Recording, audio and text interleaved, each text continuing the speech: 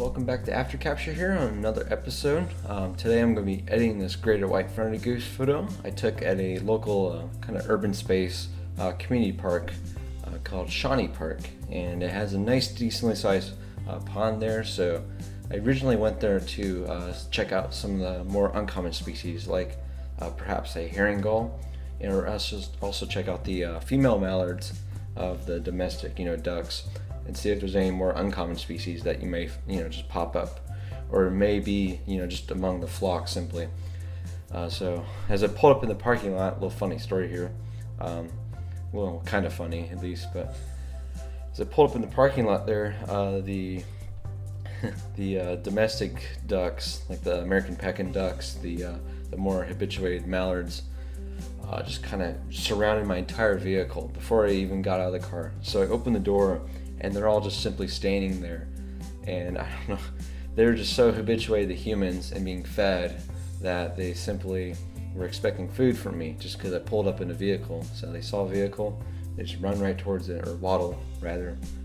And so they're probably a little bit disappointed when, I didn't have anything with me. I was empty-handed, and I was more so there to photograph them and anything else around. So it's a little unfortunate that they they get fed, because it's probably a lot of bread and stuff that's bad for their health and could injure and perhaps choke them, and they could honestly die. So it's a little unfortunate there, but it is what it is. It comes with the territory of being in an urban space like that. So I think I got a decent amount of images of them. I was more interested in this greater white-fronted goose here, and it's also, I guess, its other half, or it's to make a pair.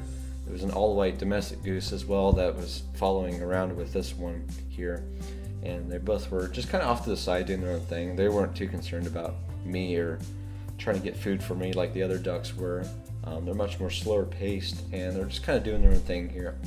And unfortunately, it looks like for this greater white-fronted goose here, looks like, as you can probably tell, I focus on the eye as I always would with wildlife portraits, but it looks like it's shut and perhaps injured from the looks of it, or some kind of illness of some sorts. But it would only give out a crooning kind of call, and it would sometimes half open it and raise it and just lower it again. And you can't tell from the image here, but when it would turn its head, it would also, the other side of the eye would look pretty nice. So it was actually open, fortunately. And not only that, but you also can't tell from this side of the image here, unlike the eye where you can see it clearly from this. The other side has a injured wing, at least from the looks of it. Because I've been to raptor centers before, and I've noticed injured wings typically have all the feathers are just kind of outstretched, and it looked like that was the case for this one, even though it just simply had to be kind of standing and walking around here at the park. So it's probably one that's stuck to its location. You really probably can't travel far without unfortunately dying, which is it's just kind of sad. Not only that, but you could really tell it has a case of diaper butt, or you could just tell it's really looks kind of bloated, and I guess obese would be the word for it. And because I looked up other images of greater white-fronted geese, and they have a lot more slender underbelly, and this particular individual didn't really have that. So you can just tell the kind of the wear and woe of urban life is just kind of wearing on them. Speaking of urban birding, I've actually been doing a lot of that recently. I guess this would be an example. Just kind of get more comfortable with walking around the big telephoto lens and my binoculars in public settings where a lot more people are at developed areas. And honestly, it's not so bad. Nothing to really be anxious about. I found really people are accepting of it overall, and honestly more so curious. They'll strike up a conversation and ask you, not so much, to be accusatory, but they'll ask you what you're doing and what you're kind of out there photographing. And then, of course, wish you well. But a lot of people actually ask, not so much at this visit, but they asked me, like what I'm photographing specifically, for birds. So a lot of people ask more about the mainstream birds, like, let's say bald eagle and So not so much in this visit, of course, but other places I've been to recently, they will ask just different species that they may have seen, and they'll offer advice and tips, and I will try to do the same for them as well.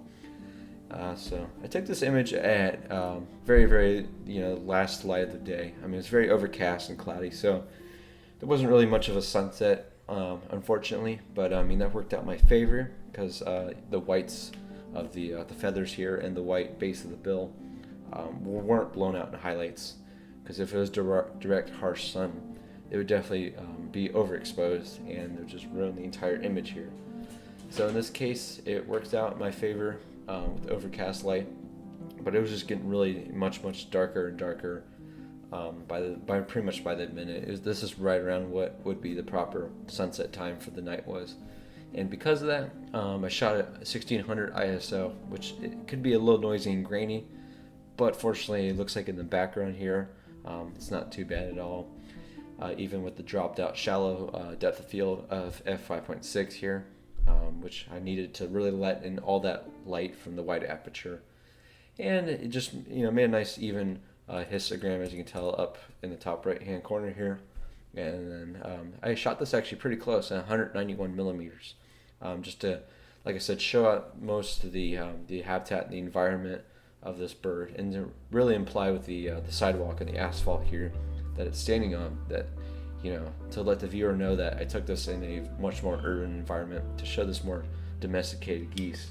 So it's a nice image, a very, very, very simple but effective wildlife portrait, which is definitely what I'm after here. And it's cropped in enough that I enjoyed the image for what it is, and yeah, it looked out pretty nice. So far, as I've been speaking here, I've been just trying out different tools here. I used the clone and stamp tool to just remove some foreground distractions. I feel like that worked out really well. Even though the background and foreground are blurred out, I just found that the distractions of these little pine cone things that dropped off from the tree above from where I shot this at were a little bit of a distraction. So I cloned those out. I'm gonna mess around with some global sliders here. I could try a little slight dodge and burn here if I wanted to, but just to accentuate, maybe the shadows, lighten those up a little bit. But honestly, it looks nice as is. There's nothing really to be concerned about here. If the eye was open, I would definitely put a little lightning on that and dodge and burn it, but I'm not seeing it. Obviously, since this is closed, I'm not seeing the point of really doing that. And then I've also got HSL, the filter and sliders on there, and that's hue, saturation, luminance. I'm using the saturation here. I just pumped out the orange just ever so slightly. Actually, I might do a little bit more here, just to really bring out the detail of the bill and the webbed feet there, just to bring out a little bit more color in the image, since it's kind of more dark and dreary photo here that I took, at least for the weather conditions that it was in. And then from here, I could do a slight vignette, just a very, very slight one, and not too much to overpower it. And that's a pretty good amount. I think right there is a pretty good amount. Yep. And then the details enhancer, just to sharpen just ever so slightly, just to add a little extra kick. I like to use that slider. It's a global slider, so it sharpens everything. So if your picture's out of focus and blurry, it's just no good, and it won't look quite as good. But since it is a global slider, I decided to use it because I like to fine tune, obviously, and edit my images one by one.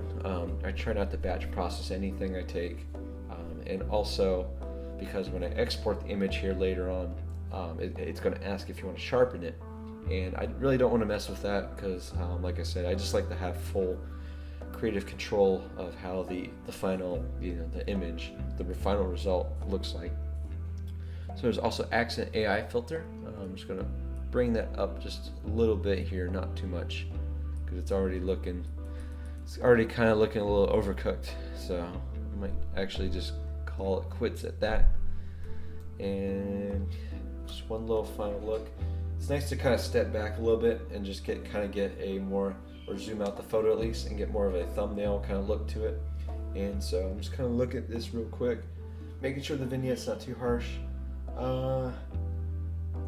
Liz a little bit, just ever so slightly. So actually I'm gonna bring it out.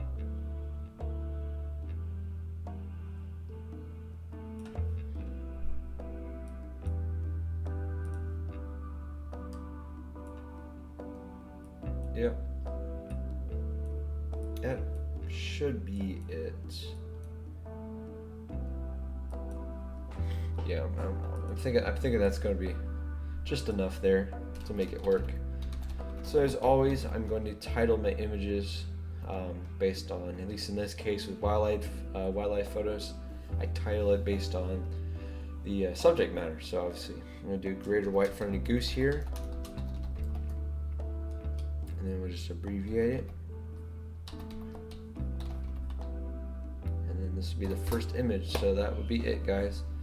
This is a very interesting species. It's my first time seeing it. It's one that, yeah, like I said, I've never seen before, so I ticked it off my life list. I was very pleased to see this species. A little bit of surprise. I wasn't really expecting to see it. So it looks very similar to the Greylag Goose. I believe those guys are a little bit smaller, if I'm correct. And I've seen them on previous visits to other locations. And the only really difference between those two is the greater white-fronted, as the name suggests, has on the base of the bill that white kind of stripe that just surrounds their entire the base of the bill there. And the Greylag geese look pretty similar, but they don't quite have that aspect there. So yeah, it's a very nice image, very nice introduction to the species that I'll probably see in subsequent visits here to Shawnee Park and elsewhere. So yeah, that concludes the video, guys. Thank you so much for watching. If you enjoyed this, please leave a comment, like it, share it, and all of the above, all that sorts. And if you enjoy these videos, please let me know. Continue making them. So this has been a great white-fronted goose here, and it's been After Capture. Thank you so much for watching, guys. Until the next time, edit your photos and then make sure to get out there.